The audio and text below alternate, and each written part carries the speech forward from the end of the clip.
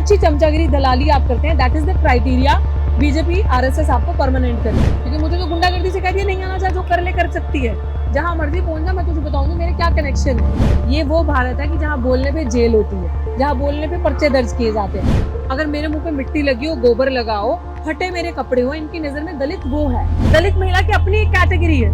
एक तो महिला घर से प्रताड़ित, पितृ सत्ता से प्रताड़ित, उसके बाद दलित महिला होना, ये डबल थ्रेट है। She is doubly marginalized. जिस जगह पे रिप्रेजेंटेशन तय नहीं होगा कि एससी का, एसटी का, ओबीसी का कितना भागीदारी है उसके अंदर, तो वहां पे ऐसी ही महिलाएं आएंगी। किस महिलाओं को आरक्षण देने, किस महिलाओं को सशक्त करने की बात कर रहे हैं। नमस्कार, जनचौक में आप सभी का स्वागत है। मैं पूनम, और इस वक्त देश में बात चल रही है महिला आरक्षण की। महिलाओं को आरक्षण देने की बात चल रही है। 2024 में लोकसभा चुनाव होने वाला है। इससे पहले इस बार हिंदी लैंड में यानी छत्तीसगढ़ और एमपी में चुनाव होंगे अक्टूबर नवंबर के बीच में। इसी बीच एक महिला है जो पिछले 1 महीने से धरने प्रदर्शन पर बैठी है और मांग करे कि उन्हें न्याय मिले। तो हमारे साथ हैं डॉक्टर रितु सिंह, जो मांग कर रही है कि उन्हें न्याय दिया जाए। जो जातिगत उत्पीड़न यूनिवर्सिटीज में हो रहा, संस्थानों में हो रहा, वो ना किया जाए। उन्हीं से जानेंगे उनके संघर्ष के बारे में, पिछले 1 महीने में क्या रहा और उससे पहले क्या हुआ था। मैम बहुत बहुत स्वागत है। मैम जो हमें ब्रीफ में स्टार्टिंग से बताइए कि कैसे, मतलब ये बात हर कोई कहता है कि जातिगत जो उत्पीड़न है वो हर लेवल पे हो रहा है, मतलब छोटे से लेके ऊपर कहीं भी आप देखो। तो आपके साथ ये स्टार्टिंग कैसे हुई? देखो, आपने कहा कि हर लेवल पे हो रहा है, हर लेवल पे तो हो रहा है, लेकिन आज की 21वीं सदी में जहां भारत को आजाद हुए 76 साल, 76 ईयर्स हो गए, वहां पे जो इसकी लेयर्स है ना डिस्क्रिमिनेशन की, भेदभाव की, वो बदल चुकी है। आज आपको इतना कस्बों में, गाँव में नहीं दिखेगा। वो पानी पीने के लिए होगा, वो आपको छूने के लिए, मतलब एक विजिबल होगा, लेकिन वो ऐसे नहीं होगा कि एक्सप्लिसिटली, क्योंकि उनको पता लॉज है।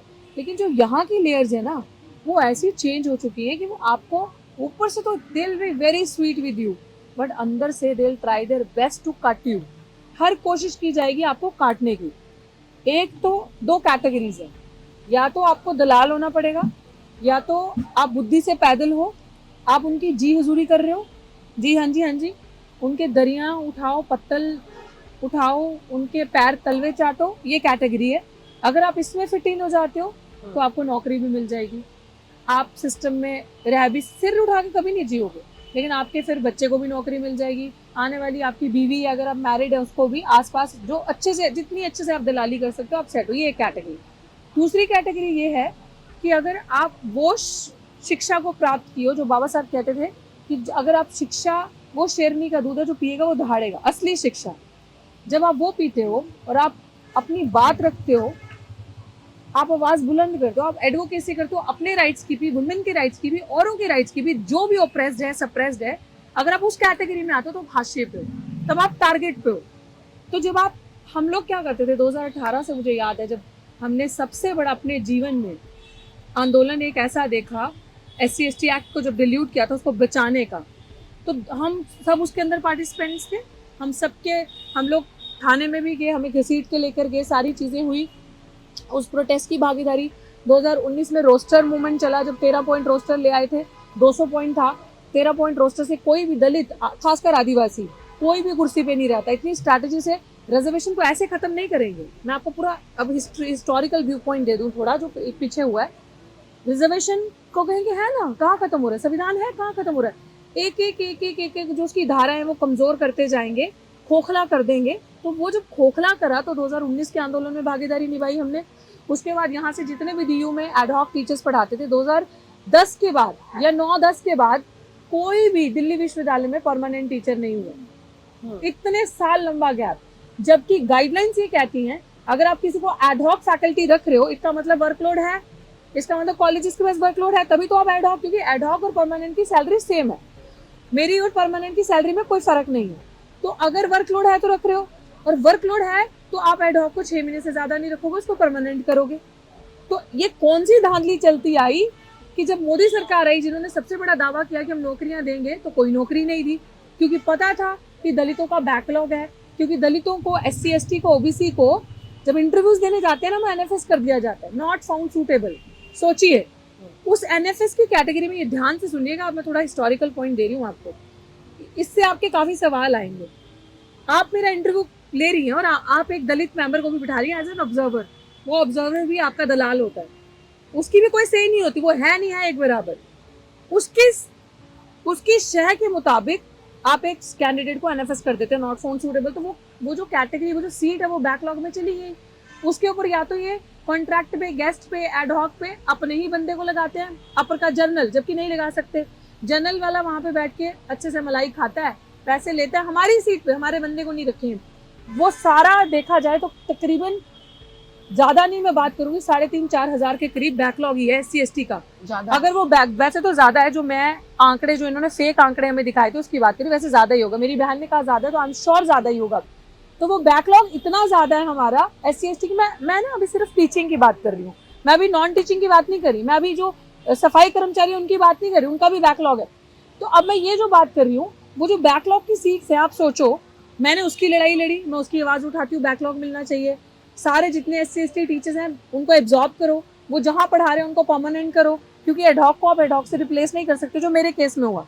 मुझे एडहॉक से हटाकर किसी और एडहॉक को रखा, मेरी एडहॉक से हटाया और वहां पर मेरी पोस्ट एडवर्टाइज कर दी लीगल तरीके से, जबकि MHRD और MHA की क्लियर गाइडलाइंस थी कि आप कोविड के दौरान किसी भी एडहॉक को, किसी भी कंट्रैक्चुअल एम्प्लॉय को रिप्लेस, रिमूव नहीं कर सकते। बट ये होती है गुंडागर्दी, क्योंकि ऐसी औरतें, ऐसी महिलाएं, इनके लिए 33% आरक्षण जो आपने बात करी, ये जो देख रहे हो आप क्रिमिनल, ये पीछे जो पैन करिए कैमरा, इस क्रिमिनल के मुंह पे कैमरा पैन करिए और वो जो चार्जशीटेड लिखा है वो धाराएं देख लीजिए, ये धाराएं देख लीजिए भाई, ये धाराएं देख लेना जरा। ये जो धाराएं है ना SC/ST एक्ट की, ये नॉन बेलेबल है, किसी में 7 साल की सजा है, किसी में 2 साल की सजा है। और कोई भी जजमेंट जो ये कहती है 7 साल की सजा से पहले अरेस्ट नहीं कर सकते आप, अगर कम सजा है 7 साल से कम की तो अरेस्ट नहीं बनता, वो स्पेशल एक्ट SC/ST एक्ट पे इम्प्लीमेंट नहीं होता, क्योंकि दिस इज स्पेशल एक्ट। तो इस एक्ट के दौरान अभी तक उनको अरेस्ट हो जाना चाहिए था इन धाराओं के तहत। आप कोर्ट में SC/ST एक्ट के अंदर चार्जशीट जमा ही नहीं करवा सकते जब तक आप अरेस्ट नहीं करो।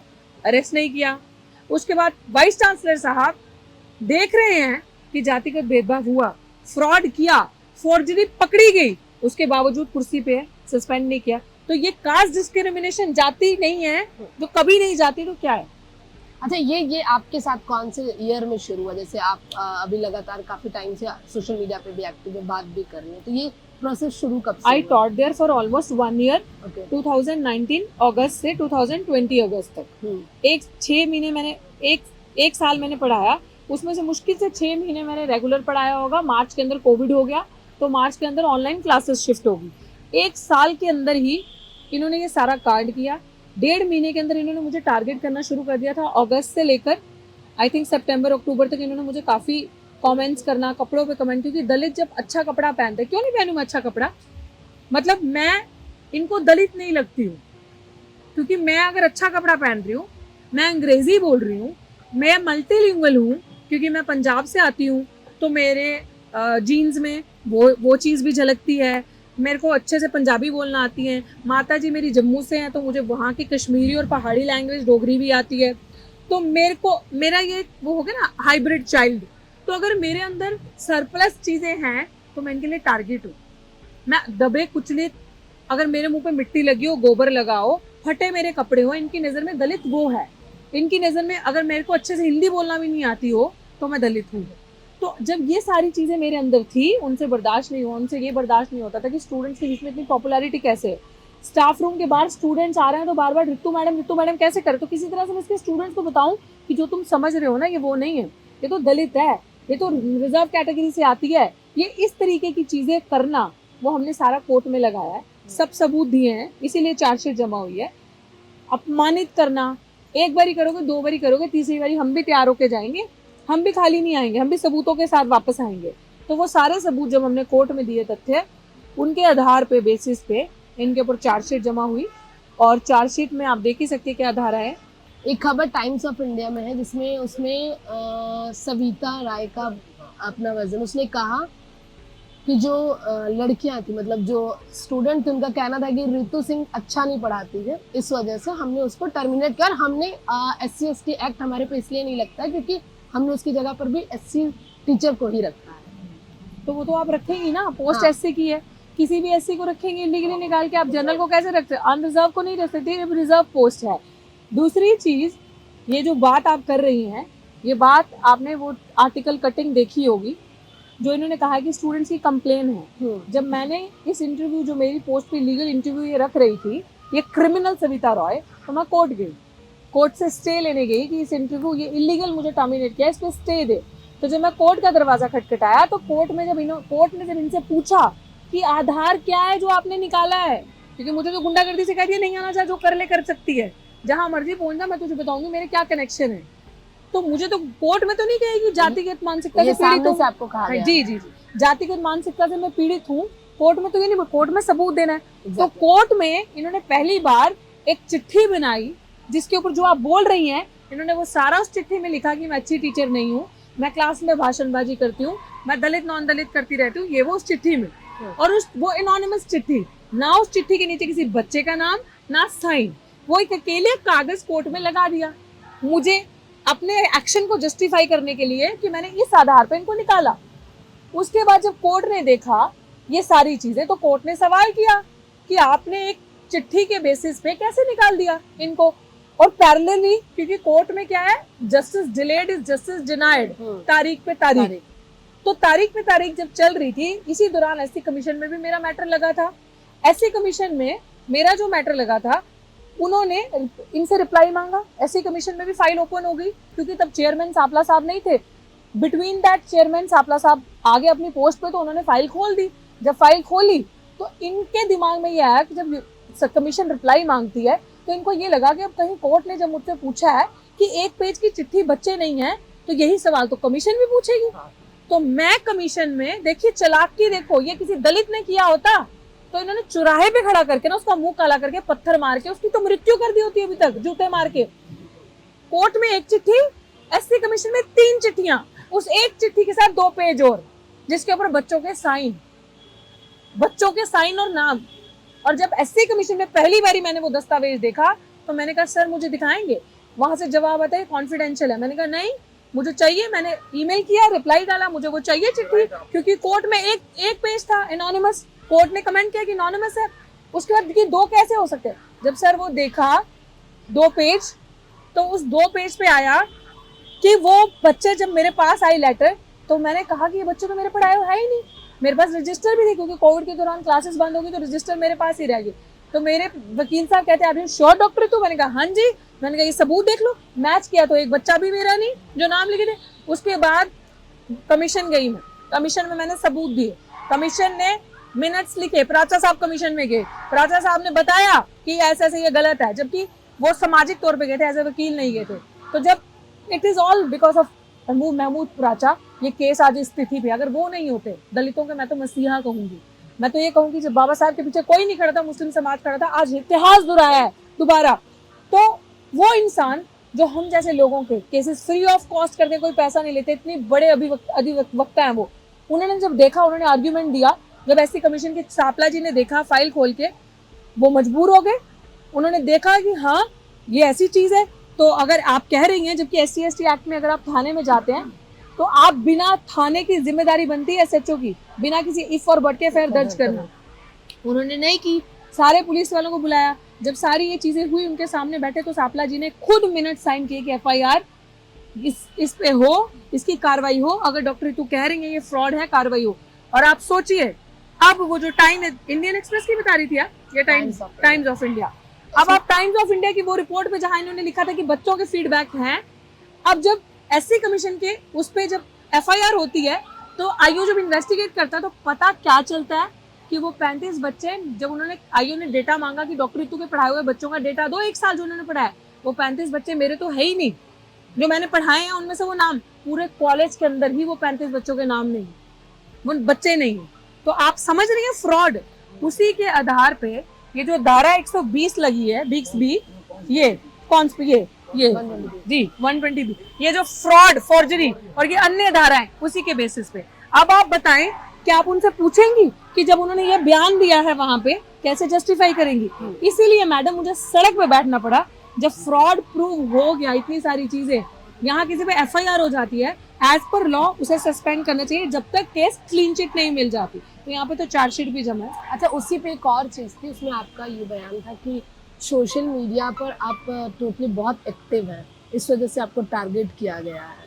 थोड़ा इस पे ब्रीफ में बताएंगे कि सोशल मीडिया पे कैसे, मतलब आप हमेशा से जैसे एक्टिव रही हैं और अब एक्टिव रही हैं, क्या वो एक मेजर रोल प्ले किया है उसमें? देखिए, मेजर रोल प्ले नहीं किया। बात ये है कि ये वो वाला भारत तो है नहीं ना, बाबा साहेब का या फूले साहब शाहू का, कि जहाँ पे आप बोलेंगे तो आपको सम्मानित किया जाएगा, आपके अपने लोग जुड़ेंगे तो आपको समझेंगे कि हाँ, ये समाज को आगे बढ़ा रहे हैं। ये वो भारत है कि जहाँ बोलने पे जेल होती है, जहाँ बोलने पे पर्चे दर्ज किए जाते हैं। तो ऐसे लोग आप सोशल मीडिया पे नहीं, क्योंकि दलित बोल रहा है, हक की बात कर रहा है, अधिकार मांग रहा है, लोगों को जागरूक कर रहा है। दिक्कत इस चीज से थी और यही प्रॉब्लम थी उनको कि अगर इस दलित को मैंने ठिकाने नहीं लगाया तो जो जितने भी दलित आदिवासी कॉलेज में पढ़ रहे हैं, इनकी एक गुटबाजी ना हो जाए, ये सब सशक्त ना हो जाएं, ये सब जागरूक ना हो जाएं। मैं एक एग्जांपल सेट करती हूँ, देखा बहुत बोलती थी ना, ला दिया ना ठिकाने पे। तो आपको लग रहा है कि उसे डराने की कोशिश? एग्जैक्टली। तो एक मैसेज सेट करना चाहती थी और किया उन्होंने ये मैसेज सेट कि कोई डरे बोले ना। लेकिन आज शायद जो कुछ लोगों को इन्होंने और निकाला है वो सब मेरे धर्म पे आते हैं। वही अगला सवाल भी था। कभी बहुत लोग, हम एक अभी प्रोफेसर से मिल के आए थे, वो ब्लाइंड है, सत्यवती कॉलेज के। हाँ, मतलब इस बार बहुत लोगों को निकाला, डिस्प्लेस किया इन्होंने, बहुत लोगों को। और इसमें से ये भी था कि किसी प्रोफेसर ने सुसाइड भी किया। जी हाँ, हिंदू कॉलेज के प्रोफेसर थे, हाँ, उन्होंने सुसाइड किया। बहुत ही दुख लगता है ये चीजें सोच के, क्योंकि किसी के घर पे पूरा परिवार उसकी नौकरी पे पल रहा है। तो आप सोचो जब उसके पास नौकरी नहीं रही और उसका कोई जुगाड़ नहीं और उसके पास यहाँ पे इस जातिवादियों के अखाड़े दिल्ली विश्वविद्यालय में नौकरी कैसे लग रही। सामाजिक न्याय की परिभाषा परिवार कल्याण बन चुका है। अगर आप, मैंने कहा ना, अच्छे से मेरे पैर चाटेंगी, तलवे चाटेंगी, तो ये क्राइटेरिया है आपको परमानेंट करने का। आप 15 साल से पढ़ा रही हैं, आपको 15 साल से मेरे अंदर कमी नहीं दिखी, मेरिट नहीं दिखा। आपने 15 साल से पढ़ाई, 20 साल से पढ़ाई, टीचर्स को निकाल दिया। 23 साल से पढ़ा रही प्रोफेसर को सोचो निकाल दिया। क्यों? क्योंकि वो दलाल नहीं होगी, वो चमचागिरी नहीं करती होगी। इसलिए कितनी अच्छी चमचागिरी दलाली आप करते हैं, that is the criteria. BJP RSS आपको परमानेंट करेगी। हाँ, आपने बीजेपी आरएसएस की बात की, आप यहाँ से दिखा रहे थे कि हमें यहाँ पर हमेशा शाखा लगती है। क्या इम्पैक्ट पड़ रहा है इसका, मतलब स्पेशली मार्जिनलाइज्ड क्लास के लोगों को? देखो, ऑफ कोर्स इम्पैक्ट क्यों नहीं पड़ेगा, क्योंकि यूनिवर्सिटी इस पॉइंट ऑफ व्यू से नहीं चलती किसी एक धर्म के लिए, किसी एक विचारधारा को प्रमोट करने के लिए। यूनिवर्सिटी में सबको इक्वल स्टेटस पे, इक्वल उस पर रखा जाता है। तो आप किसी को इतना प्रमोट करें कि कैंपस के अंदर ये सारी चीजें हो रही है, तो ऑफकोर्स आंखों में ये चीजें आती हैं, खटकती हैं कि ये हमारा कैंपस है, यहाँ दलित आदिवासी बच्चे भी हैं। आप पता नहीं उस जगह पे क्या क्या सिखाते होंगे, हमारे अगेंस्ट उनको प्रोपोगेट करके कैसी फौज तैयार कर रहे हैं, तो कभी भी हमलावर हो सकती है दलित आदिवासी। विमेन रिजर्वेशन की बहुत बात चली है और उसमें ये भी है कि ओबीसी महिलाओं के लिए क्या है, दलित महिलाओं के लिए क्या है, क्योंकि कुछ लोगों का कहना है कि जो लोग पहले से प्रिविलेज है उनकी महिलाओं को फिर से प्रिविलेज मिल जाएगा। तो दलित आदिवासी महिलाओं के, इस पर आपका क्या सोचना है? ऑफ कोर्स ये जो 33% रिजर्वेशन है, दुख के साथ कहना पड़ रहा है कि जो स्वर्ण महिलाएं हैं उनका जेवर बन जाएगा। वो जब मन करेगी इस जेवर को पहनेगी, जब मन करेगी उतार फेंकेगी। और ये जो 33% रिजर्वेशन है, कि प्रज्ञा ठाकुर जैसी महिलाओं के लिए, ये साध्वी प्रज्ञा जैसी महिलाओं के लिए, जिन्होंने साध्वी प्रज्ञा ही नाम है, हाँ, और दूसरी वो स्मृति ईरानी जैसी, जिन्होंने रोहित वेमुला के साथ इतना बुरा सलूक किया कि उन्होंने आत्महत्या, सुसाइड, इंस्टीट्यूशनल मर्डर हो गया उनका। ये ऐसी अन्य महिलाओं के लिए जो दिन प्रतिदिन हमारा शोषण करती हैं, ये ऐसी जो पीछे क्रिमिनल सविता रॉय बैठी है, ऐसी गुंडी महिलाओं के लिए जो एक दलित आदिवासी के अच्छे बच्चे को पकड़ के टारगेट करके उसको हाशिए पर धकेल देती है, उनका पूरा करियर खत्म कर देती है, ऐसी महिलाओं को और मजबूत करने के लिए है। जिस जगह पे रिप्रेजेंटेशन तय नहीं होगा कि एससी का, एसटी का, ओबीसी का कितना भागीदारी है उसके अंदर, तो वहां पे ऐसी ही महिलाएं आएंगी। महिलाएं मतलब एक तो देखने की जरूरत है आपको, है ना। आज गांव में अगर आप चले जाएं, किसी भी जगह चले, महिला सबसे बड़ी महिला का दुश्मन बन जाती है। महिला ही, स्वर्ण महिला छोटी दूसरी महिला को जीने नहीं देती। दूसरी चीज ये है कि जब महिलाओं की अपने में, दलित महिला की अपनी एक कैटेगरी है, एक तो महिला घर से प्रताड़ित, पितृ सत्ता से प्रताड़ित, उसके बाद दलित महिला होना, ये डबल थ्रेट है। She is doubly marginalized. जब ऐसी महिलाएं को स्टेटस नहीं मिलेगा और पिछड़े समाज की महिलाएं जिनकी कोई भागीदारी नहीं होगी, फिर कौन सी महिलाएं वहां पे बैठेंगी? किस महिलाओं को आरक्षण देने, किस महिलाओं को सशक्त करने की बात कर रहे हैं? ऐसी महिलाएं सविता राय जैसी, जो दिन दिहाड़े फौजरी करके, गुंडागर्दी करके अभी भी वहां पे कुर्सी पे है, अभी भी उसको हिलाया नहीं जा रहा, अभी भी वो 3.5 लाख रुपए, जो उसकी 3 लाख 3.5 लाख सैलरी है, वो ले रही है।